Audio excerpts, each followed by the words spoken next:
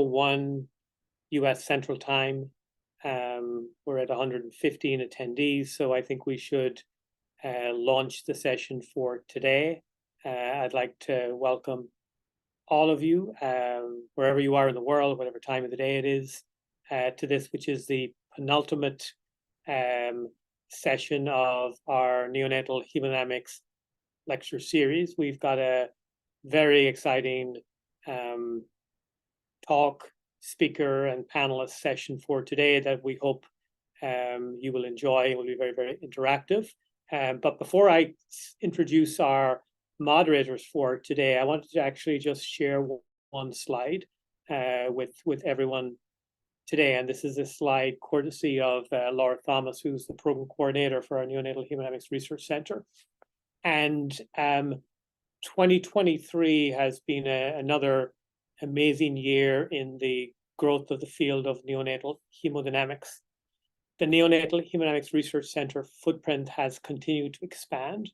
We now have 140 faculty across 77 sites, which is an increase of 45 since the prior year, and an additional 31 sites. Currently, we have 50 trainees across 26 sites that are part of our consortium. And if you look on the right-hand side, our webinars at the level of NHRC and this lecture series are highly attended. We've had an average of kind of somewhere between 250 and 350 attendees for these particular sessions, which really is a strong endorsement that the world not just wants neonatal hemodynamics, but also needs neonatal hemodynamics. It would be remiss of me to not kind of end the year without acknowledging the brilliance of Regan Giesinger, who we sadly lost in May of this year. Her contributions to the field were immense. Her legacy is assured, and she has inspired many, many young neonatologists all over the world to follow in her footprints. So without further ado, I would like to introduce our moderators for today. First, I would like to introduce Dr. Faith Zhu, who is a neonatologist from Mount Sinai in Toronto. Welcome, Faith. And her partner in crime for today is our good friend, Dr. Amir Ashrafi, the entertainer from California, who will keep everyone on their toes today. I think you guys are going to be a fantastic team, and I will hand over the floor to both of you and look forward to the rest of the session. I would remind everyone to put your questions in the Q&A session. We will try to get to as many of these as possible. If we don't get them answered kind of in the session, we will try to reply afterwards. So Amir, Faith, welcome. Great. Thank you so much, Patrick. Big congratulations to you, to your team, to the NHRC community for that phenomenal growth in such a short period of time. And you're exactly right. This is the time for us to expand our neonatal hemodynamic knowledge and horizon. And there's no better person to help us do that than Dr. Anup Katheria. If you want to turn on your camera. Dr. Anup Katheria, I could introduce him in a couple ways. You know, if you want to be formal about it, Associate Professor of Pediatrics. He's the director of the Neonatal Research Institute at Sharp Mary Birch. He's the director of the Neonatal Follow-Up Clinic at Sharp Mary Birch. And you can go on and on and on. But really, my favorite part about Anup is all the other stuff. He's just a class act. He's a thought leader. Whenever I have any questions, I go to him. I can't tell you the number of times me and my division chief have been at a restaurant talking shop. Next thing you know, we get into an argument about physiology. Should you do it this way? Should you do it that way? And every single time my boss calls Anup Katheria. How many times have we bothered you at like midnight, 11 p.m. just say, hey, what do you think about this? So he's our go-to guy when it comes to controversial matters of the delivery room. And like I said, he's a thought leader. So let me turn it over to Anup to enlighten us on this important topic. Take it over, Anup. Thanks, Amir, and yeah, thanks again for those phone calls, and just a special thanks, you know, for that lecture series that Patrick has run to honor Regan, who was a colleague of mine. I think many of us external to Iowa have a lot of regard for the work that she has had done over the years, and really posthumously continues to do as her work gets published. So let me just share my screen here and get started. All right, so Patrick asked me to talk about hemodynamics of cord clamping, and I spent a lot of my career looking at this, but really trying to learn a lot from the physiology, both in humans and in animals. And hopefully from this talk, at the end of the day, you'll have a better understanding of how we try to interrelate the two. Because while there are things we can only study in animals because we can't truly get the physiology right at birth, I think it's important to see how we extrapolate that to humans and more importantly, into trials when we make recommendations for cord clamp, because I think there are some things that we might have missed as we were trying to sort of marry the two. So no conflicts. We'll be reporting a lot of the data from several grants that we've been funded on. And again, special thanks to Satyan, who's one of the panelists on here for a number of his remarkable drawings that help really explain a lot of this topic. This is one of my favorite really overview slides. When we talk about placental transfusion, moving blood from the placenta towards the infant, there really been two camps. And I really think instead of separating the two, we need to talk about how they really interact. And there's a camp that says, well, the blood is the most important thing, that this is, fetal blood, which is high in hemoglobin F, has thousands and billions of stem cells in it, and has a potential to really improve neonatal outcomes by providing this blood, which is full of iron, can improve hematocrit, decrease the need for transfusion. On the other end, you have the hemodynamic camp that says, well, look, it's not less about the blood going to the baby, but in fact, the fact that you're avoiding clamping the cord and allowing the baby to transition, having better oxygenation, therefore reducing the PVR slowly, decreasing ductal shunt, and maybe that's the reason why we see less IVH. But at the end of the day, when you look at the neonatal trials, and I hope by the end of this talk, that's what we focus on, is what is the clinical evidence for this, which are what are the outcomes that we're seeing in these infants, such as the reduction in mortality in preterm babies, and some of the trials that have suggested a benefit in neurodevelopmental outcomes. And the evidence for blood transfusion or placental transfusion is pretty clear, even from studies back in the late 60s. When you looked at here in the red bars, that if you wait out to 3 minutes compared to early cord clamping, you can see that you get an increase in blood volume by over 30%. And this was in the era where we could truly measure blood volume looking at tagged RBCs, whereas nowadays we have to use hemoglobin, which isn't as great of a marker for looking at the degree of placental transfusion. Now, this is a great overview slide that Satyan put together that talks about some of the mechanisms of, well, how do you go from in utero, where blood is just moving back and forth towards the infant, to after delivery, where now you're getting a net transfer of blood into the baby. And really these four factors come together to really deliver the sort of optimal placental transfusion that we want to see in all of our newborns. And if you start over the left here, we know that, and I'll show you in a few slides, that vaginal delivery, keeping that uterus intact, is probably one of the best mechanisms for a placental transfusion, that you're getting that squeeze on the placenta. And there's been debate about contractions and gravity, and I won't spend too much time in that in this talk, but really at the end of the day, if you're delivered vaginally, you get a better placental transfusion than by cesarean section. We also know that after birth, the umbilical arteries tend to spasm. So it's sort of the opposite way of thinking when you look at cord blood, that the umbilical vein is what's sending blood towards the infant, that oxygenated blood, and then the umbilical artery is taking blood away from the infant. So as that artery tends to spasm, you tend to get a net transfer of blood towards the infant. And then more recently, again, adopting some of the animal data into human data, which is that the babies need to have breathing in order for placental transfusion to occur. That negative intrathoracic pressure with spontaneous respirations essentially is pulling blood in from the placenta towards the lung.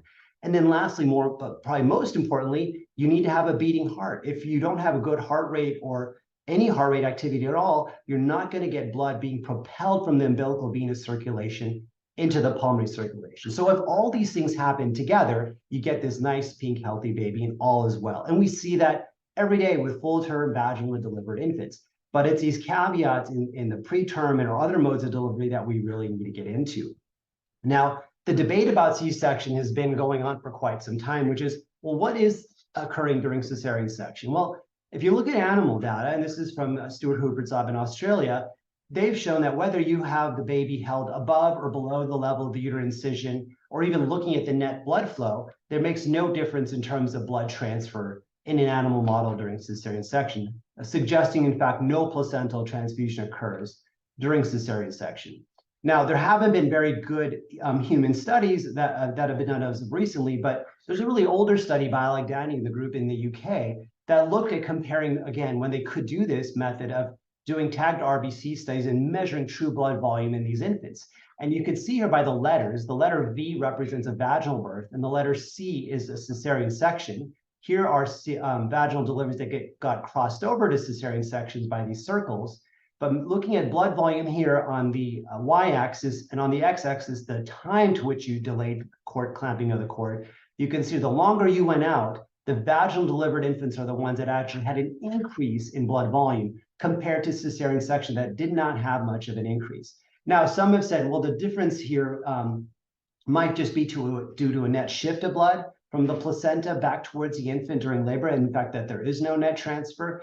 But I would argue that, in fact, there is some placental transfusion happening during cesarean section. In fact, the group in Sweden by Ola Andersson actually demonstrated that if you compare cesarean section compared to early cord clamping, shown here in the middle, compared to doing a true delayed cord clamping of up to 3 minutes at a vaginal birth, you still get some increase in hemoglobin levels. And again, this is measured in grams per deciliter, but you can see there was an increase compared to early cord clamping when you look at C-section babies, but not as high as when they're delivered by vaginal birth. So C-section may not be ideal, but it may require more time for placental transfusion to occur, but that's something that we still need to further explore. Now, when we're looking at trying to extrapolate the data that we're seeing in animals, this is probably the most famous animal study that's been done.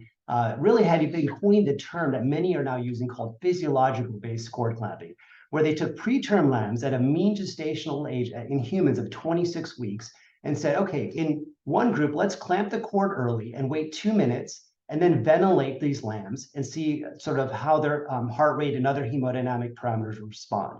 And then the other group, instead of clamping the cord early, will continue to ventilate these preterm lambs and then clamp the cord close to 2 to 3 minutes of life.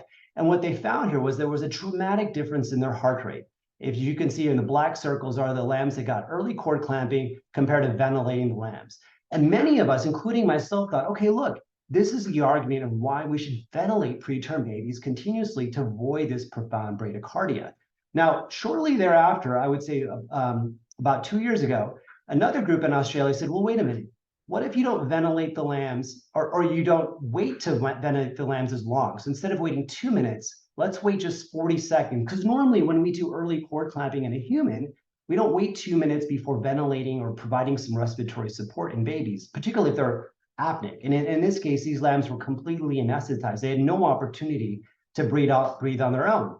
And what they found here was that, again, in the group where you ventilated them continuously, you saw this nice stable heart rate. But if you clamped early and then ventilated them soon after, in fact, their heart rates were not only lower, they tended to be even higher in these babies. And I'll get into this heart rate mechanism, why it probably differs a lot in humans than what we're seeing in the lambs. And so in reality, this model of looking at heart rate as a measure of whether placental transfusion is a benefit probably isn't a good one. In fact, there's probably many other things that are happening hemodynamically in a human than what we would expect in a lamb.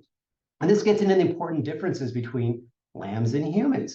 When we look at a sheep placenta, and these are some nice slides that Satyan put together for me, you can see here that instead of having one unified placenta, you have these little almost mini placentas or cotyledons that fuse together into one umbilical cord. And that cord is very, very short. And if you look here, it's only about a few inches long compared to what we see in our preterm babies of cords of 20 to 30 centimeters in length.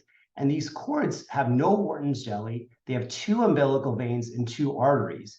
And so the model, while it's great at looking at acute cardiovascular changes, when we're looking at a placental transfusion, it may not be as ideal. The most important take home I would say for us and for the audience here is to remember, in a lamb model, there is no placental transfusion. Here, you look at the bottom right, you can see that the amount of blood flow going in, coming out, looking at net blood flow in the umbilical vein and artery, is essentially 0 if you look at it over time. There's no increase as you would expect in a human. Now, there are important take-homes that I don't want to get away from when we're looking at some of these physiological changes, but if you're looking at a model where you're looking for a placental transfusion to occur, this is not going to be the ideal model for it, because we don't do these things to humans that we do to lambs. We don't drain lung fluid, instrument them, and intubate them before we start resuscitating them. So part of this is to take some of the data and what we can extrapolate, and then looking at some of the human data that I'll show you in terms of hemodynamics. So let's get into some of those human trials now. This first one isn't actually a randomized study, but it's a good hemodynamic observational study where they looked at babies during delayed cord clamping and said, what's happening to the blood flow in the ductus venosus, right? When we think about the umbilical cord as the umbilical veins going into the baby, the ductus venosus would give us a good idea, at least a surrogate measure of blood flow going in from the placenta towards the infant. And what we can see here is that during inspiration and expiration, most of the blood is anterograde. So we're going to get the majority of the blood flow going towards the infant as these babies are starting to inhale. And I think this is really strong evidence that it's not actually a back and forth where it's equal. Most of the blood flow is going towards the infant, not out, as you would expect in the lamb model. So I think this is the sort of first part of looking at it. And as blood's going into the baby's heart, now we have to think about, well, what's going to happen to the hemodynamics of these babies? So we have a few good human studies. This first one on the top left was just published a couple weeks ago by the group in Cork. And they looked at term babies that were getting during a cesarean section and actually did echocardiograms during delayed cord clamping in the OR. They clamped the cord, did another echocardiogram, and then one more 5 minutes after. So I applaud the group for really doing very detailed studies on these babies. And what they showed is that the cardiac output measured by LVO actually incrementally continued to increase during the delay, after the cord was clamped, and even 5 minutes later. And you put these things together, you can only imagine now what's going to happen to the other parameters, looking at stroke volume and heart rate, et cetera.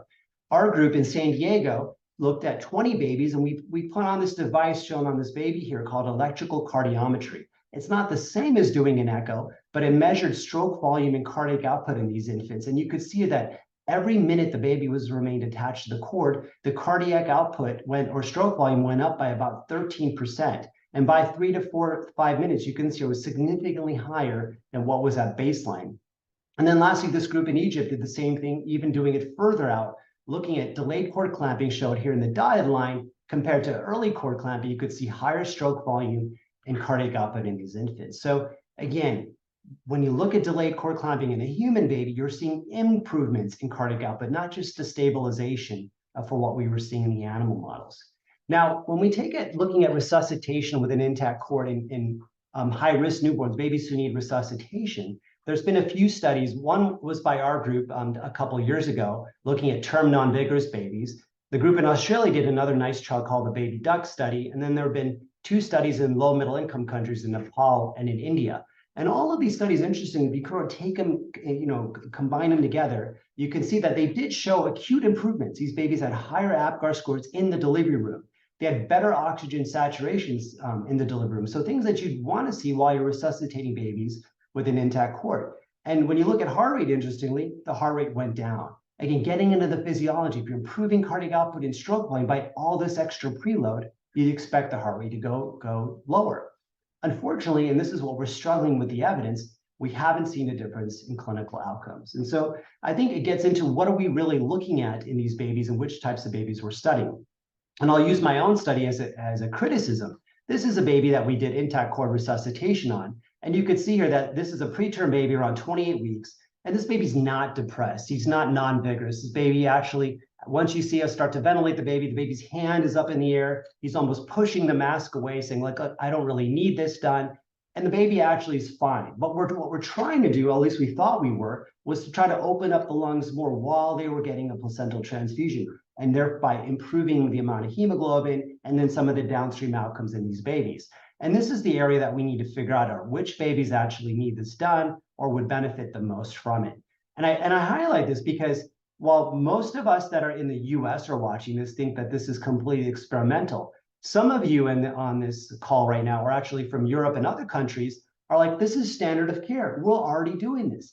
If you look at the European guidelines in 2021, this is not even this past year, this is a couple of years ago, they actually stated in their guidelines, if you can provide adequate thermal care and the initial resuscitative intervention can be safely done with the cord intact, it might be possible to do delayed cord clamping while performing these interventions. And again, this is a non-disclosure talk. I have no vested interest in any of these companies, but you can see here, there are carts that are developed in Canada, in the Netherlands, and then here in the UK, have all developed these trolleys that are being sold at very high levels, demonstrating, in fact, that we can provide this support, and it can be done as part of routine care. These are not even as part of trials. But again, it gets into the evidence. Where are we at with using intact cord resuscitation? There have been 3 trials just presented. These are not even published, so I don't want to give too much more in detail than what I have on this slide here. But the VENT-FIRST trial was just presented last week at Hot Topics. They randomized 568 babies using 30% oxygen with an intact cord compared to delayed cord clamping alone, and showed no difference in their outcome of IVH. The Italian trial did a similar thing, looking at 30% oxygen for 3 minutes and compared it to cord milking and showed no difference. And then the ABC2 trial that was presented at JENS last year looked at 660 babies giving 30% oxygen compared to delayed cord clamping alone and showed no difference. And you can see here that there's differences in the duration of ventilation. You could have gone 2, 3, or if you're doing physiological based cord clamping, you might go 4 to 7 minutes to make sure the baby's oxygenating great. No matter how long we've gone, we've still not demonstrated definitively that this is better than delayed cord clamping alone. And for some of you, I think we're struggling to even do delayed cord clamping successfully. If you look at some of the trials that have done delayed cord clamping in terms of different durations, the first trial that used one of the shorter durations by Judith Mercer at Brown did 30 seconds of delayed cord clamping, and they had a very high adherence rate of 86%. The Australian placental transfusion trial, 1,600 babies, looking at 60 seconds delay, only 74% of those babies got the intended intervention. And then in the UK, they did a 2-minute delay, and 59% of those babies got the intervention. So we have to ask ourselves, even if in research trials we're struggling, how are we going to do a longer delay as far as clinical care? And what are we looking to achieve in these babies? When we look at things like when babies are starting to breathe, this is from the study, that video I showed you. Well, we really believed that ventilating babies was going to show better outcomes than just delayed cord clamping alone. And we looked with video, like I showed you, that when these babies actually started to breathe.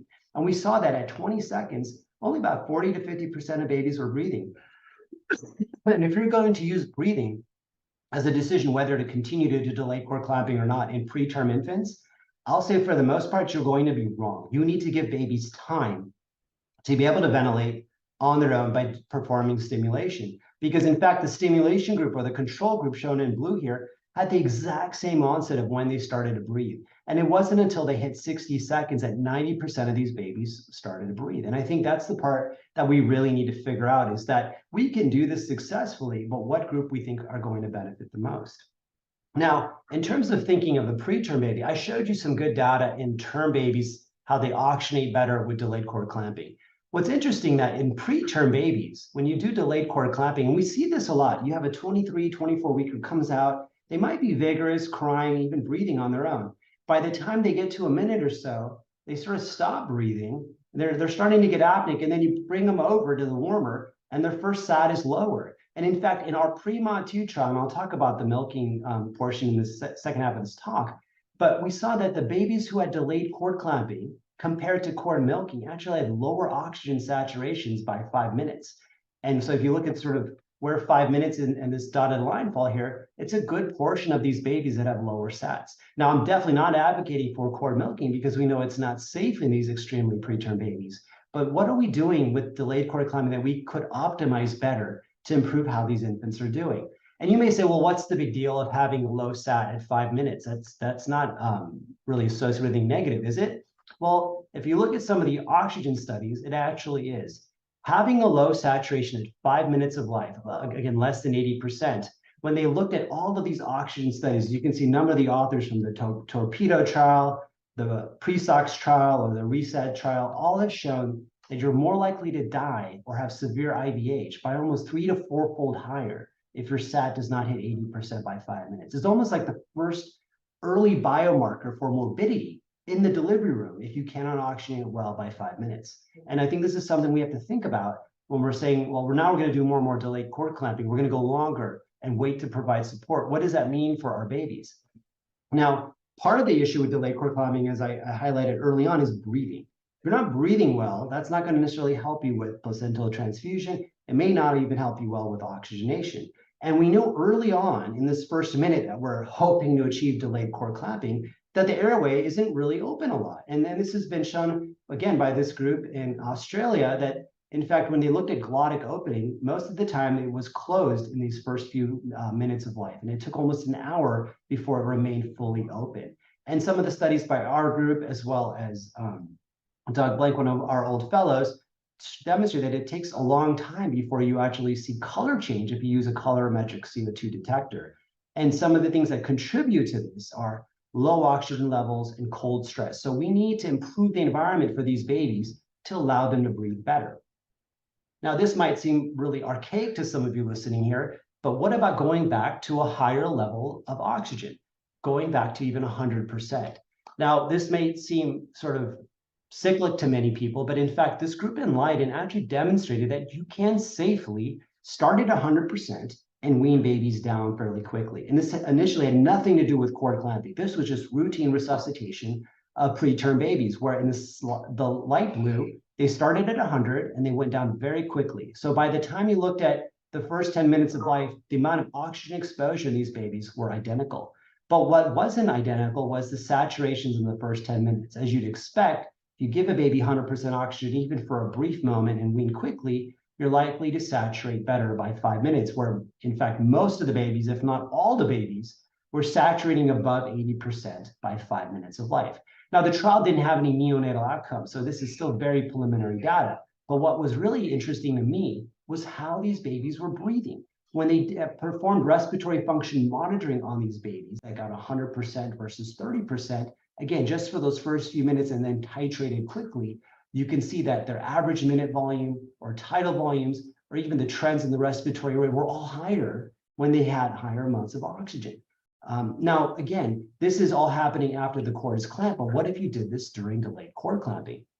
Now, the people that are most worried about this are going to say, well, what about the antioxidant damage?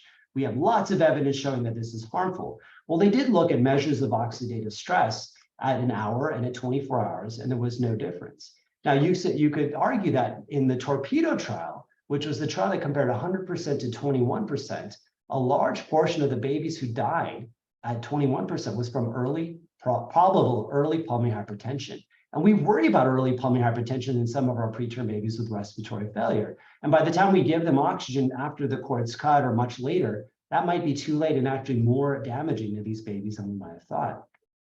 Now, the last piece of evidence I'll give you for 100% before we sort of talk about some of the work that we're trying to do here is this has not been published yet, but this is the net motion. This was presented at the JENS meeting as well, which did individual patient data analyses to look at all the trials that had a high amount of oxygen, intermediate, and low. High was above 90%, which are most of the 100% trials. Intermediate was 50 to 65%, and low, which is what I think all of us on this call are using, which is 30% or less to start resuscitation. And what they found in this study was the only group that had the lowest odds ratio for death, and this is death before discharge, was high versus low. So giving 100% compared to 30 or less, those babies had the basically the lowest odds ratio for dying out of these different groups. So this is pretty strong evidence for using higher amount of oxygen, but yet we haven't had a large trial looking at this. And on the flip side, another big meta-analysis, and this one is published, was looking at delayed cord clamping. And they compared over 6,000 babies in 47 trials and looking at short deferral, medium deferral, long deferral, or milking. And long deferral was waiting to clamp the cord at 2 minutes. Short deferral, which I still see many people do, is 35 to 15 to 45 seconds.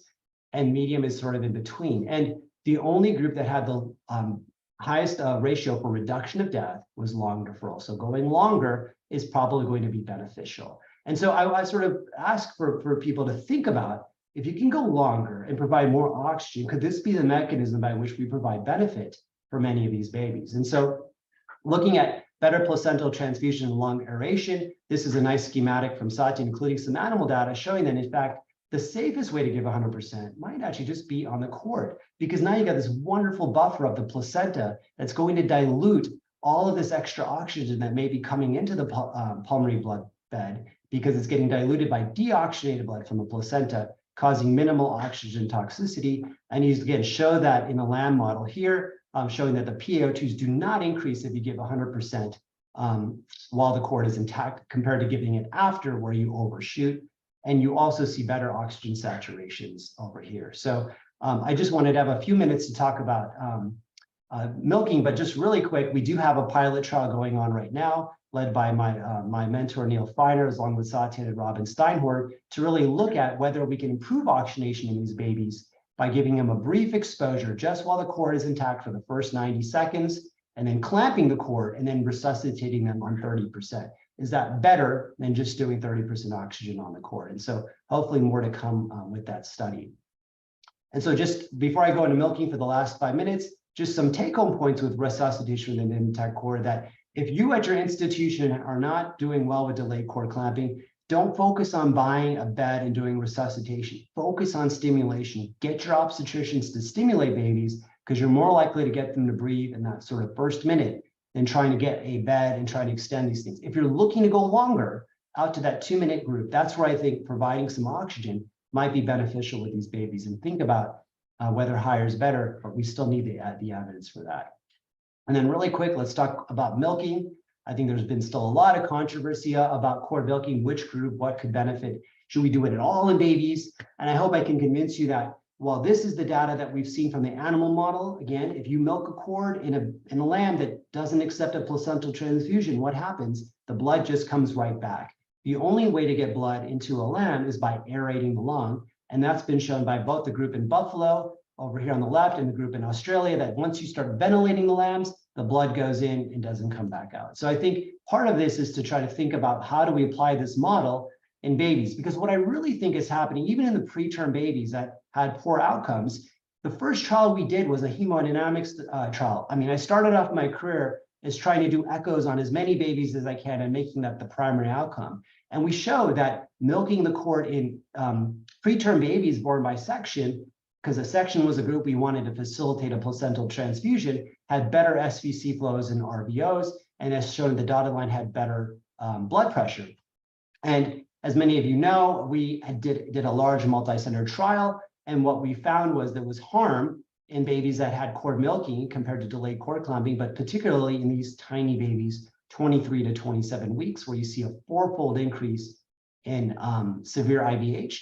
But I think people also miss this bottom slide here, which is most of the signal, in fact, all of it, was in the vaginal born infants. It was not in the babies born by cesarean section. So it's that squeeze on the placenta with milking the cord that causes harm. So I'm not going to spend too much time on all these animations here, but if you haven't seen it, it's a beautiful one that Satyan put together, that as you squeeze the cord, you send blood across the umbilical vein through the PFO because your pressures are high, particularly in these 23, 27 weekers. You also might be increasing the amount of blood flow in the aorta as well, increasing systemic afterload. All of these things combined end up increasing the amount of blood flow seen by the brain, and therefore you might be seeing increased severe IVH in these babies. So that's the sort of how we speculated. We worry about the tiniest babies, particularly born by vaginal birth, but in general, the recommendations are not to milk any of these kids at that gestational age. Now, the uphill battle I've been fighting is, what about the rest of the babies? Should we just stop it on all the kids? So we continue the trial and we looked at babies 20 to 32 weeks in 20 centers. So these are centers that are all milking. If people are worried about, well, is milking being able to be standardized? Well, we standardized it enough in 20 centers in 3 different continents to try to make this facile enough. And what we found in over 1,000 babies is that IVH doesn't increase. In fact, you're not seeing any differences in severe IVH between the groups. And as we might have speculated, milking kids in C-section are actually even lower when you're looking at interaction effect by mode of delivery. And if you look at hemoglobin, again, we think the transfer is better at C-section by milking because you're actually pushing some blood into these babies. So it's probably helping those kids. But the challenge is, how do you get over some of the animal data and the really small baby data that we've seen? Here's the forest plot. If you're looking at, these are 1% percentiles here, really no difference across the board between the two. But I know many people are still very nervous of doing this, so I figured it would be best at least to share this. Okay, I know I'm 1 or 2 minutes over, but I'll just show you a few more slides here. that babies above 28 weeks, this is the sort of mechanism. But I wanted to show you the MINBI trial, which is even older babies, 35 weeks and up. And we looked at this across 10 different centers, that in babies who were only non-vigorous, babies who could not receive delayed cord clamping. And again, we showed benefits with milking. They had less respiratory support in the delivery room, higher hemoglobins, less HIE. This is a group we're trying to reduce HIE by any method possible. And I think this is probably a huge benefit for low middle income countries. And then of course, you can't do a hemodynamic talk without hemodynamics. And we improved a number of outcomes, both on the left and right side of the heart, including reducing the need for oxygen levels, reducing the need for oxygen in the delivery room as well. So looking at a lot of these things to try to prove safety, I hope if I was going to give you one take-home slide for milky, this is a nice guideline that Satyan put together. This is actually, at least in the United States, has already come out. We're still waiting for ILCOR for the rest of the world, but milking is now considered a reasonable option if you're non-vigorous and you cannot do delayed cord clamping. It's the first time we've come out to say anything about babies who need resuscitation and the cord management. Historically, because there's no data, ILCOR's remained silent on what to do with the cord if the baby needs resuscitation. So just the sort of take-home points, if you're looking at sort of the hemodynamics and cord clamping, I think it's a number of clinical factors that can affect this. I think you need to look at everything from mode of delivery to the type of gestational age patient that you're looking at and the situation of whether to milk, do delay cord clamping, or even consider doing something like intact cord resuscitation. But really trying to understand the animal data and what are the things you can translate is key.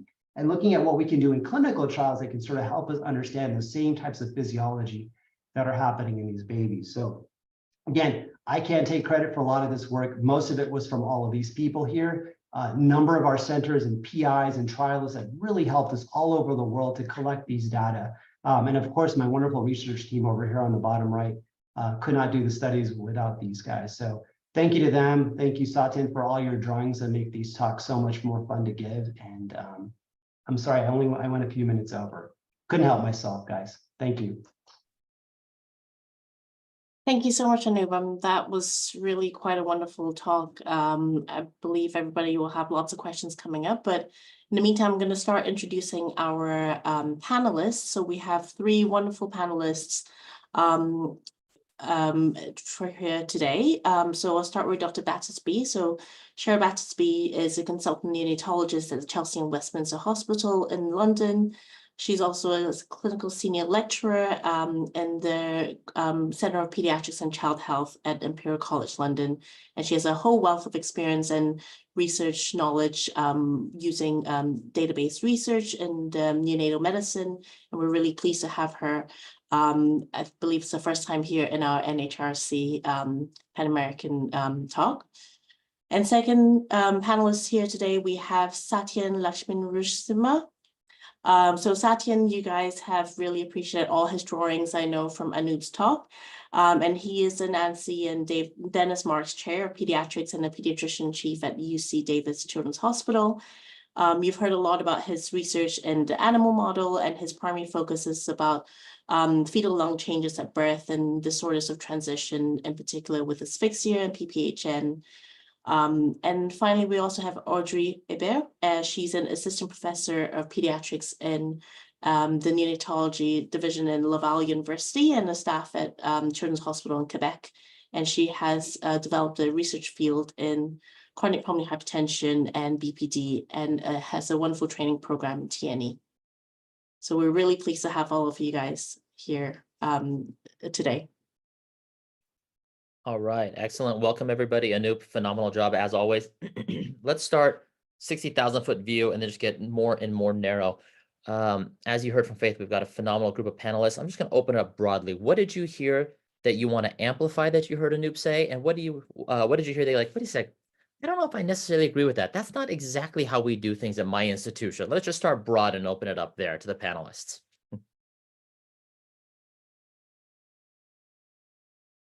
Yeah, so I'm very happy to come in. So fantastic talk, Anup. Excellent body of research. Congratulations. It's really impressive. And thank you for advancing this field. I say that because, as you know, we have looked at across lots of databases, trends in terms of our improvements in mortality and morbidity over the last 20 years. And you would have seen the latest Vaughan paper, which looked at 888 centres, and very sobering that we have not seen an improvement in our outcomes in terms of mortality and morbidity.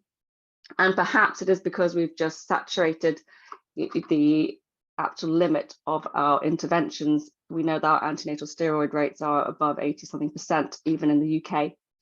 And we've just looked at our data. So we have the National Neonatal Research Database, which looks at all nearly 200 neonatal units across the England and Wales. And we've also found exactly the same, where we've not seen improvement in outcomes, despite a huge national drive to really focus on those perinatal optimization, including delayed cord clamping in the last 2 years. So our data was up to 2022.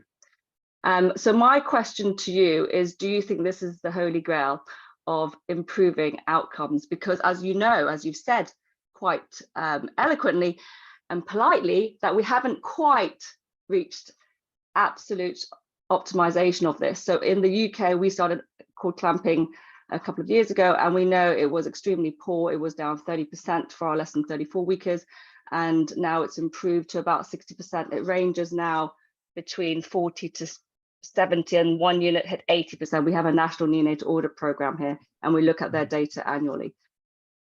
Do you think we should be really, banging that drum harder and really sending that message out about the importance of delayed cord clamping or deferred cord clamping, given, the really quite convincing evidence from the IPD meta-analysis and lots of other body of literature? Right. No, I think that's great. And I think you summed, the global sort of mission of really finding out which interventions are the most impactful. I wish we could say for sure we've demonstrated, or even that meta-analysis demonstrated clearly that this is going to be the holy grail to solve all of our problems. And as we know, it's so multifactorial when we look at, why do babies even die? Even look at the cord clamping trials, how do those babies die of? And it's very unclear to know that.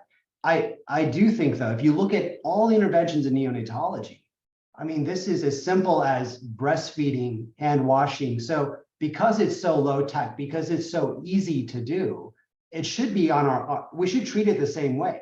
You have a national audit for delayed cord clamping in your country. We have nothing of the sorts in the United States. Even within states, we're trying to do a better job. Yet we're very big on reporting our breastfeeding rates. We want to report our infection rates and how well we hide. We even have people spy to see how well you hand wash. Nobody wants to know whether or not delayed cord clamping is being done effectively. We don't audit it as clearly. We don't have people watching it. So I think it's important. It's not going to solve our mortality issue per se, but I think it should be implemented the same way. We should treat delayed cord clamping the same way we treat breastfeeding. We make that a mainstay. Parents need to ask for it the same way they do breastfeeding. I mean, and they will eventually. The Lancet meta-analysis was in every sort of global newspaper. It was in the New York Times. People are talking about this, like, what is this? And yet and that's probably what we need to do more of, is highlight that this should be the most important thing we do to start off birth. So it doesn't answer your question if it's the most important, because of course, with respect due to the breastfeeding compound, people that have done so much work in reducing other morbidities with that. But I think it's up there. It should be our top 5, I would say, of interventions that we do on every baby to ensure they have a best start for their outcomes. Yeah, because it's a simple intervention. Breastfeeding, there's so many socioeconomic factors which go into that. And I just think it's something we really need to put up on the agenda. Agreed. My next question really, sorry, can I have another question? I'm good with it. I guess my question is, there are potential added benefits of that stem cell transfer, isn't there, with the umbilical milking? Do you think that's potentially very exciting as a sort of hemopoietic? It could solve potentially lots of other pathologies like NEC, HIE. Right. Do you think that's a promising field? Yeah, absolutely. I mean, I always have to be careful talking about milking compared to delayed cord clamping, because I still always think delayed cord clamping is better. But I know other people have probably replicated in the lab, but we did a small translational study and demonstrated that milking actually extracts more stem cells than delayed cord clamping alone, that sort of mechanical dislodging of cells that are actually along the endothelium of the umbilical vein. And so Atul Maltora in Australia is actually looking at milking as another adjuvant therapy for babies with brain injury, necrotizing enterocolitis, as you're saying, as well as maybe there's a method where that blood can be beneficial for certain populations. The bias I always have is extracting that blood and giving it later. How is that necessarily superior than giving it right at birth to all those babies? Sort of, it may be indiscriminately, but are there sort of that, is there a way to sort of look at those things? I know the challenge with doing human studies of stem cells, particularly in the preterm population, is they're very hard to detect and be able to look at the sort of net transfer in these babies. But you raise a really good point. Is one of the benefits we're missing here is the reparative benefit of placental blood because of these billions of stem cells going into the babies. Could we see other things downstream as these babies recover because they have this bolus of stem cells? It's great to talk about, but I don't have any evidence to sort of give back to you to say that we've actually proven this. But it's a great point. All right, I've got more questions, but I will hand back to the moderators because I realise I've taken two. Thank you.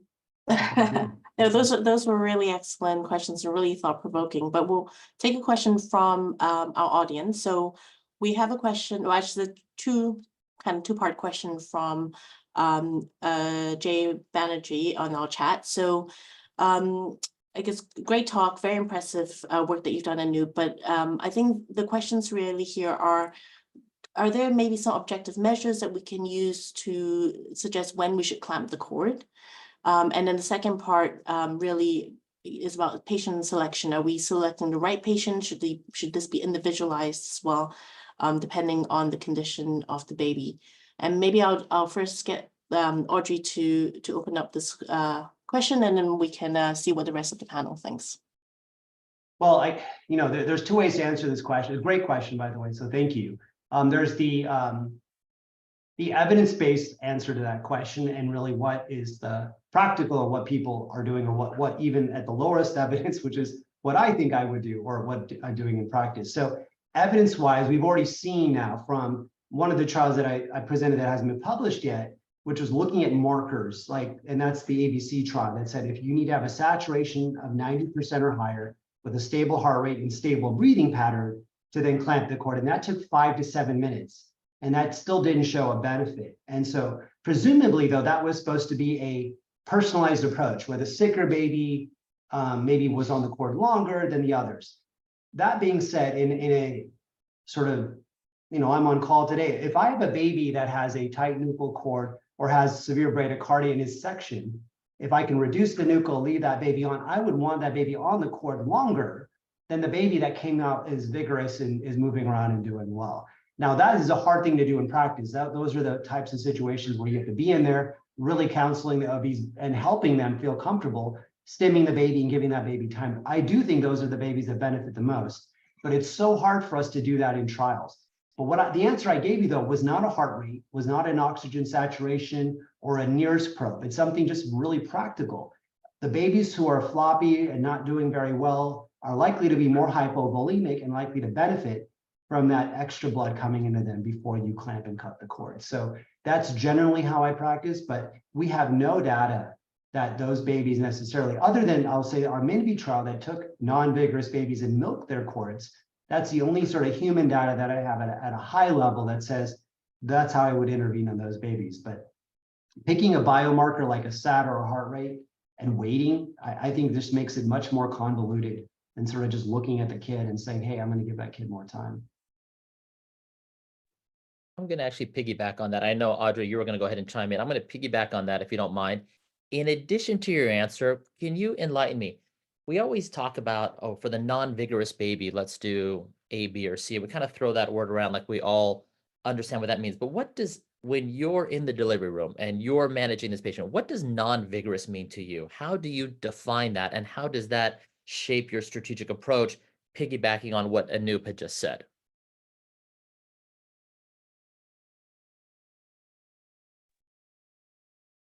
Well, that was for Faith, right? Sorry, to Audrey. I think she was about to jump in on that one.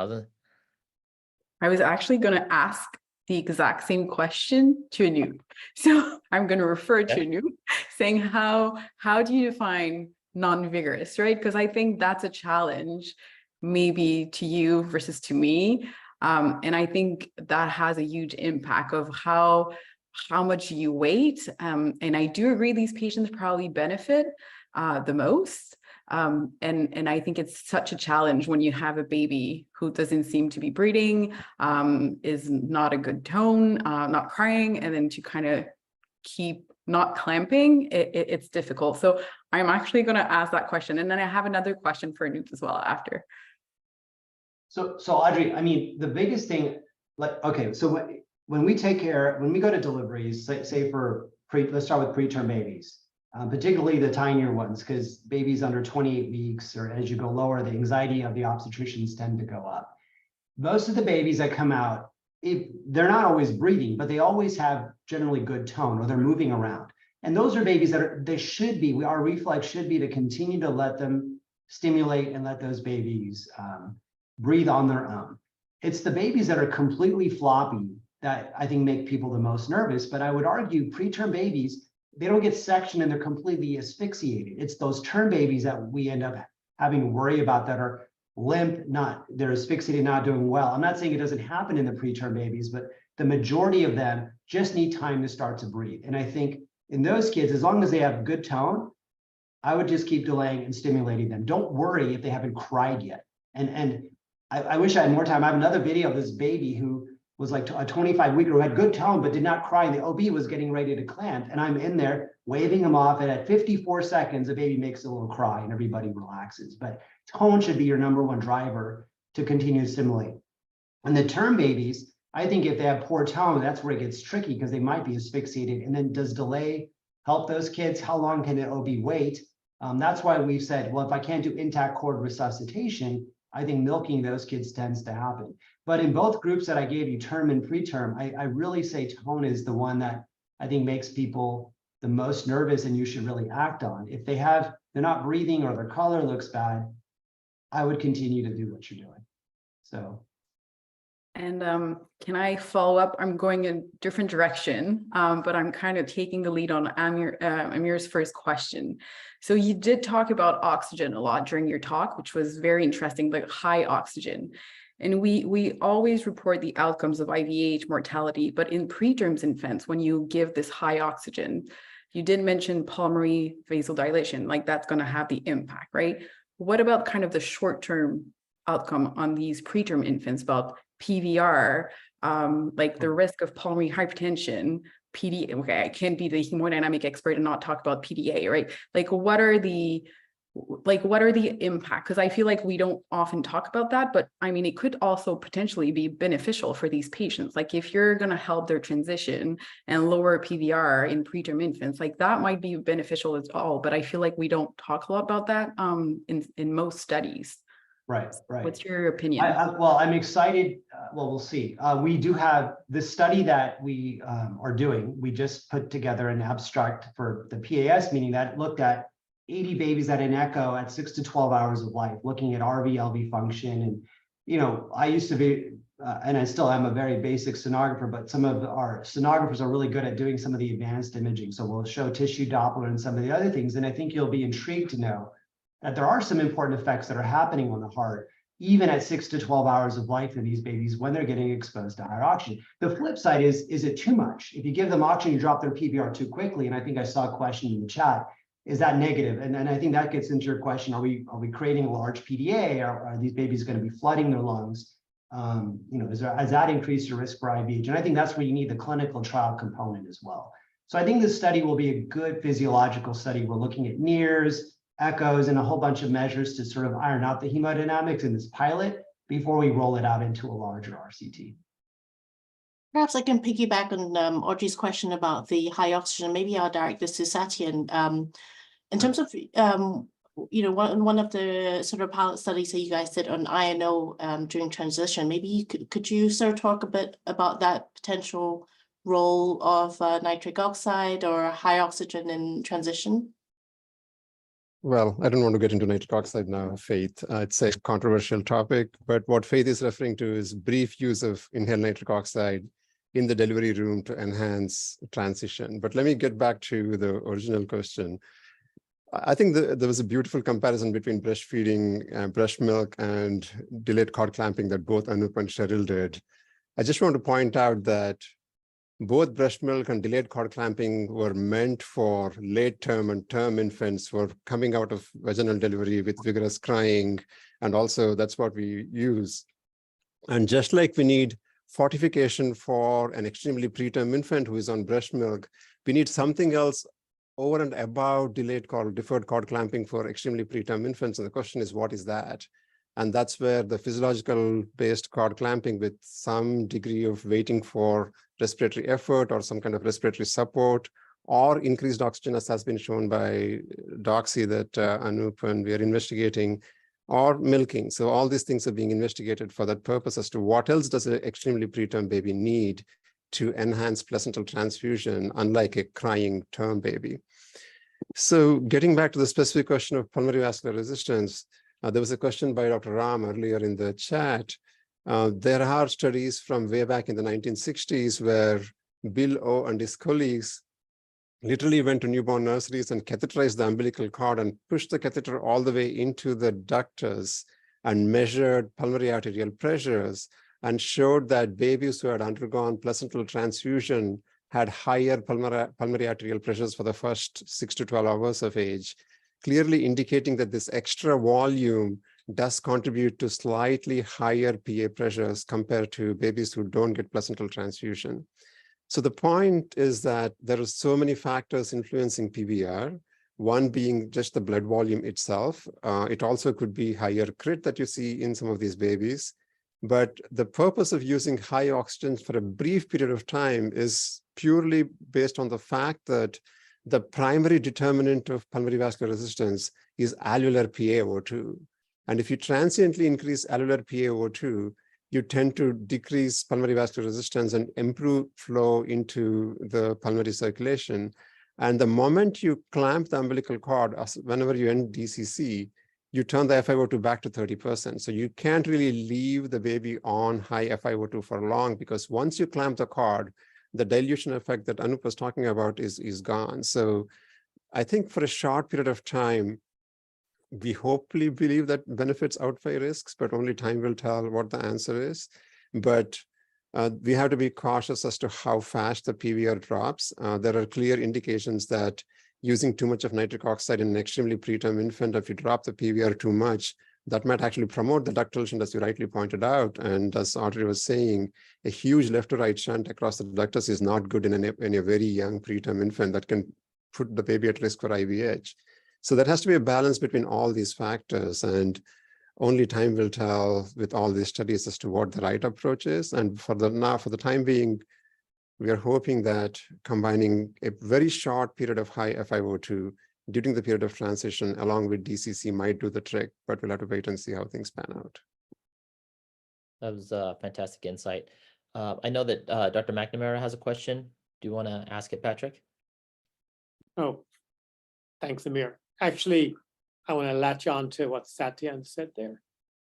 And I think in what we're trying to achieve is optimal homeostasis during a phase of major change in physiology, and try to minimize the downstream potential ramifications of that. I've heard a lot of discussion around reduction in pulmonary vascular resistance. And Satyan mentioned something there which, kind of struck a chord, is we actually don't know what's happening with pulmonary vascular resistance. And if you become hemoconcentrated, the shear stress may actually cause your pulmonary vascular resistance to go up. Mm-hmm. And I'm just curious to know, Anup, has there been any signal from any of the physiologic studies that perhaps some of this late hypoxemia or this kind of lower SATs that you see, are there some babies that actually have a negative impact to pulmonary vascular resistance? Because the bottom line is you need three things. You need to recruit the lung, you need your PVR to drop slowly, and you need your right ventricle to contract, are the three important determinants. But do we actually know that there's not a subproportion of babies that are getting elevated pulmonary vascular resistance. And again, I don't know that I've seen any of the trials report acute pulmonary hypertension, heart dysfunction, or anything like that ilk, that could be, impacting, because you keep saying choosing the right patient. Right. And in choosing the right patient, you probably don't want to increase pulmonary vascular resistance. So just another provocation. This is more provocation. This is not me anti-delayed cord clamping at all. I'm very supportive. Right. Well, the one thing I'll say, yeah, I think it's a good point. I'll be honest, the early trials that we've done and the ones I've seen in the literature really don't measure RV function well. And again, this goes back to what are you looking for and what measures are you sort of trying to achieve. I'll say again, we have this abstract hopefully that will sort of suggest that you see improvement or a drop in PVR because you're actually not only measuring PVR, but better RV function, looking at TAPSE and other measures of right ventricular function in babies that get 100% oxygen on the cord compared to 30%. But your question is just delayed cord clamping alone, have there been studies showing adverse cardiovascular effects? And the answer is no. The studies that have, they're not very well done and conducted to really measure, I think, what you're asking. I think for people that are looking for more echo projects, I think that's a great one to do. I think people are doing enough delayed cord clamping to be able to ascertain that. I mean, most of the time we see these babies transition great, and delayed cord clamping, unfortunately, it selects out the really good babies to begin with, because those are the ones that get it. And I think that's what we have to tease out is in babies that are at high risk, what are you sort of seeing? Because I think the crux of your question to me is, are babies that are at higher risk of RV dysfunction or pulmonary hypertension at birth, the pulmonary hypoplasia babies, other babies that you know are going to struggle, what happens when you do delayed cord clamping on those babies and sort of give them that two-head, or are they going to have a clinical phenotype that measures what you're seeing on the echo? And I don't know. I mean, those are great projects for people to look at. Go ahead. Right. Go back to the oxygen story with Satyan's giving those patients get oxygen, which may be helpful to prevent kind of hypoxic pulmonary vasoconstriction. Perfect. Yeah. Great. So one argument, Patrick, is in a preterm infant, do you really want a rapid drop in PVR? No. I would say you don't, right? So you want it to happen gradually, and that's what happens in preterm infants. The rate of fall in PVR is much more gradual than a term infant.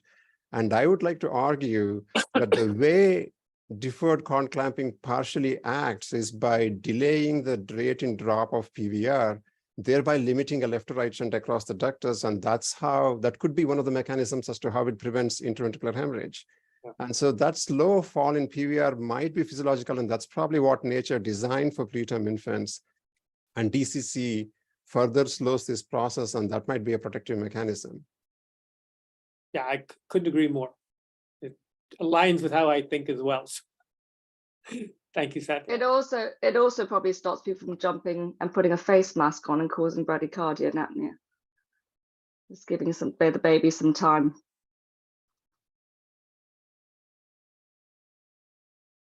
I also want to briefly point out one of the slides that Anup showed with umbilical cord milking. There was a subtle decrease in TAPSE in those babies, right, Anup? The ones that you did.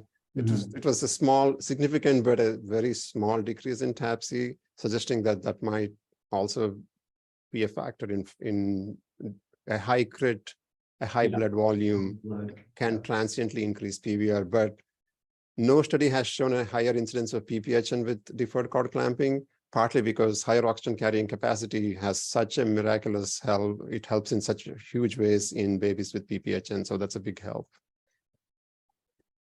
Let me ask a question to our panelists. We've been talking about physiology for the last 10, 15 minutes, which is great. Let's move to the human factor, which is probably the hardest part of things. We've learned from Dr. Katheria that delayed cord clamping is valuable. We're comparing it to breastfeeding, but I have an OB who's inpatient, or I have an OB who's delivering a 27-weeker who's really nervous because they're not crying. Teach me about the human factor there. How do we, or how should we manage that dynamic in the delivery room? And I know there's no easy answer, but has anybody dealt with this recently and had either a successful outcome that they like to report, or a, oh my God, don't do it the way I did it, that was an epic fail? I've got plenty of those, but how do people on this call manage the human factor? I think having a nice conversation with OB beforehand always helps, and having a good relationship with OB is always beneficial. One argument that works quite well, in my opinion, in my humble opinion, is that this baby was sitting in utero on this placental circulation for 9 months or whatever duration it is. So what does 90 more seconds matter? And the blood coming in the umbilical vein is having a saturation of 85%. That's much higher than what a baby has in the first minute of life, which is around 65%. Good point. So as long as the blood is coming in and the baby has a beating heartbeat, I don't really worry too much about not crying. Like Anup clearly said, a good tone and a good heart rate does reassure me, thinking that the baby will cry in a little while. But on the other hand, if it's a completely floppy baby with bradycardia, that's a different story. I think that would make me nervous as well. So in the UK, we have a real national drive for this. We have a national ambition to reduce our mortality, and it's a really perinatal team approach. And at the British Association of Perinatal Medicine, we work very closely with the RCOG. There's a baby Saving Babies Lives Care Bundle. That's a national driver. So we all get audited and we all have simulation training. So I think that's the way to really drive improvement. But yeah, absolutely, having coffee with your obstetric colleagues and being friends with them and having a briefing before your delivery is absolutely key.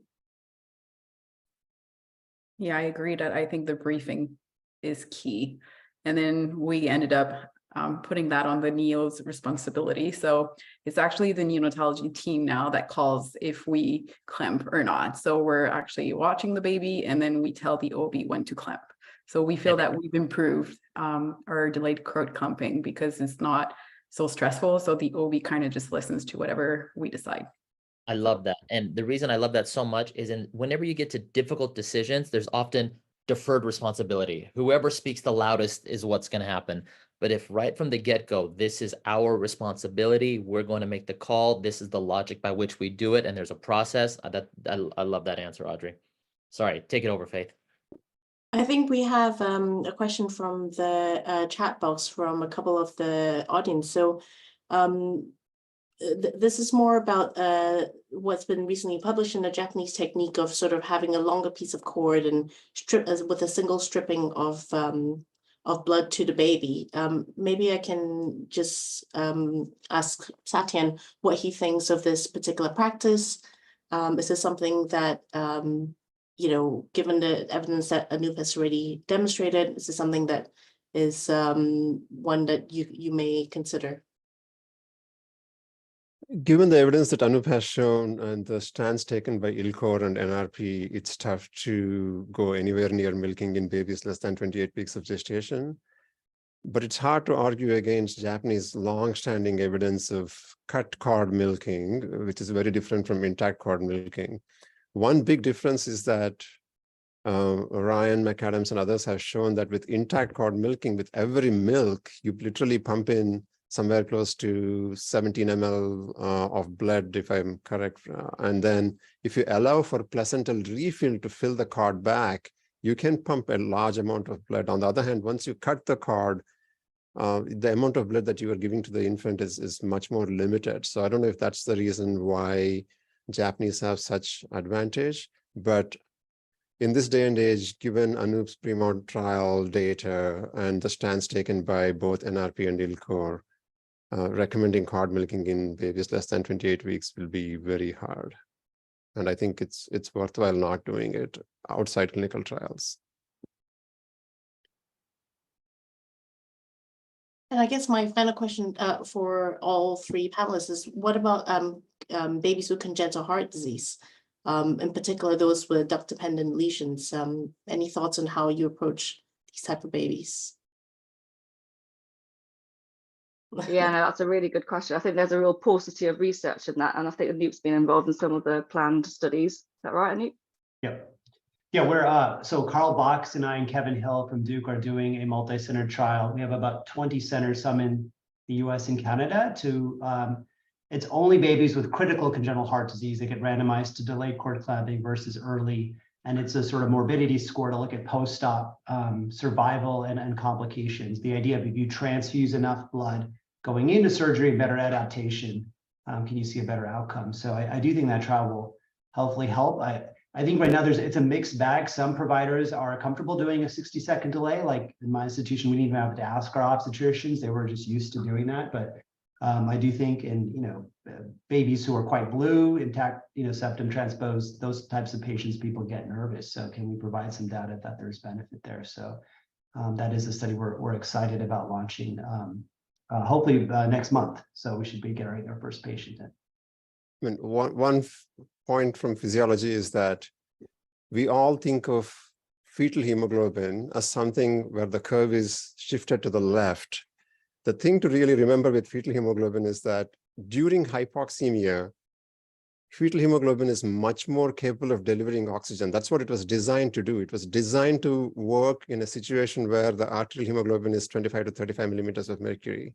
So for a kid with pulmonary hypertension or for a kid with cyanotic congenital heart disease, nothing like having a bit more of fetal hemoglobin to deliver oxygen to the tissues. So, and there is no blood bank in the world that carries fetal hemoglobin. It's only the placenta that carries it. So why not utilize every single drop and give it to the baby so the baby can deliver more oxygen to the tissues? So let me ask you this then, Satyan. Why not just go ahead and drain the placenta and transfuse the baby as soon as they get admitted to the NICU? God has given you a card, Amir. Where do you want to stick an IV in there? Just let the card do the trick. You think we can get everything from just from this practice? Well, we can maximize it. You can't. I mean, there are studies showing residual volume in the placenta. The maximum amount of it happens during the first minute, and gradually the volume goes down. But if you do it for a reasonable amount of time, maybe 120 seconds, with a vigorously crying baby, you get a reasonable amount out, and I think that's a fairly good approach. What you're suggesting is a little tricky because once you draw, you never know what else jelly, what else you get into the thing. So filtering and all those things become very tricky. But I'm sure at some point we will do a study like that, and I will let Anup answer regarding the volume question. Well, it's different, right? During transition, I mean, you're giving it to as a baby, as her lungs are expanding, and you're sort of trying to not steal blood from other organs. If you allow the placenta to sort of start perfusing these organs at birth, I think it's a really different, from a hemodynamic standpoint, when you give it later. But people have tried to look at stem cells, right? Mike Cotton's group at Duke has done some nice work there, and Atul's also doing that in Australia, transfusing baby's blood or cord blood later. So we'll have to see. Anup, do you want to comment on a couple of questions on gravity and C-sections, etc.? Yeah, I mean, how much time do we have? Who's We got to wrap it up. Like you got a minute. 2 minutes left if you want to give. Okay, really quick. I'll give one-liner. So gravity, again, vaginal delivery, big trials showed no difference. C-section still worries because you have an open uterus, so you don't have those sort of forces allowing it to continue. So we try to keep babies at the level of the uterine incision at C-section. What's the other question? Hold on. Or do you want to shout them off? DCC versus breathing. So there have been this Ola Anderson did a study in Nepal looking at babies that if you stimulated them and allowed them to breathe better, they actually need less PPV. So it seems like obviously the ideal practice of allowing babies to breathe on their own. I think Cheryl mentioned the point of putting a mask on the face. The babies actually do better if you actually allow them to do self-initiated breathing than jumping on them to give them breaths. And how long to delay? I mean, the meta-analyses and others, are already suggesting going longer, at least a minute now. I really think most guidelines, and I think you'll see this coming from ILCOR at some point, we really need to stop doing 30 seconds. I've said this on podcasts and other things. 30 seconds is not a delay. You need to go at least to 60 in all babies to show any sort of benefit. And what about twins? Sorry, thanks for whoever's doing that. You're cleaning it up. We have included twins in all of our trials. The one group that people get very nervous about are monochorionic twins, what to do in that group. What we've done, and based on some observational data by others, as long as there's no evidence of acute twin-to-twin transfusion, we allow them to get delayed cord clamping in those babies. And hopefully, as more of these trials come out, we can do sort of subgroup analyses to show that it's safe. Remember, twins have an increased 2 to 3-fold increased risk of IVH. So depriving them of delayed cord clamping is increasing the risk of harm versus this theoretical risk of over-transfusing babies. So I encourage you to do it. The best way to do it methodologically is encourage the OB, do one baby at a time. Then wait a minute, it's okay. The other baby can sit there inside the uterus for a little bit longer. They don't have to rush to get them both out. And I think that tends to make them feel a little bit better. Okay, was that fast enough, Patrick? Sorry if I went over. No, it's perfect. Okay. Well, 10 seconds over. We're good. Oh. All right, well, thank you guys. This is a great session. Really appreciate it. Everybody was fantastic. Amir, Faith, you guys want to wrap up? Anything you guys want to say or no? Or Yeah, I think it goes without saying this is an excellent session, and thank you for Anup for your incredible research and sharing all your work with us, and also to all our panelists as well for all your insights and using your experience. So amazing session, and thank you all.